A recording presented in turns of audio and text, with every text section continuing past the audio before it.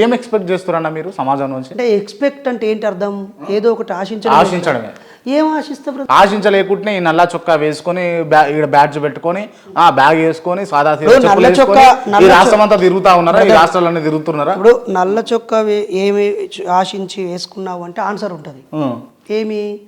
ఇది ఒక నిరసన. ఈ సమాజంలో కులము, మతము, అజ్ఞానము, అసమానతలు ఉన్నాయి. వాటిని నిరసించడం అనేది నేను ఆశిస్తున్నాను. ఇది ప్రదర్శిస్తున్నాను, నిరసనను ప్రదర్శిస్తున్నాను. మా సంఘము ఐక్యతను ప్రదర్శించడానికి మా యూనిఫామ్ ఇది, మా సంఘంది యూనిఫామ్ ఇది. కాబట్టి మా యూనిఫామ్ని ప్రదర్శించి ప్రచారంలోకి తేవాలనే ఒక ఐడెంటిటీని నేను ఆశిస్తున్నాను, ఎక్స్పెక్ట్ చేస్తున్నాను. ఈ బ్యాడ్జ్ ఇక్కడ పెట్టుకోవడం, అంతకుముందు వచ్చినప్పుడు ఇక్కడ నేను బాణాసాది పెట్టుకున్నాను కదా, నేను పలానా సంఘానికి చెందిన వ్యక్తిని, నేను ఒంటరి కాదు, నా వెనకాల ఇది ఉంది, దీని వెనకాల నేనున్నా, నేను ఇది ఒకటి అని నాతో పాటు దీన్ని తీసుకుపోవడం అనే ఆశయంతో ఇక్కడ పెట్టుకున్నాను. ఇప్పుడు 2 ఏళ్ళ నుంచి నీ దగ్గరికి ఎందుకు రాలేదు? 2 ఏళ్ళు నువ్వేం చేసినావు అన్నప్పుడు చెప్పడానికి అర్హత కోసం.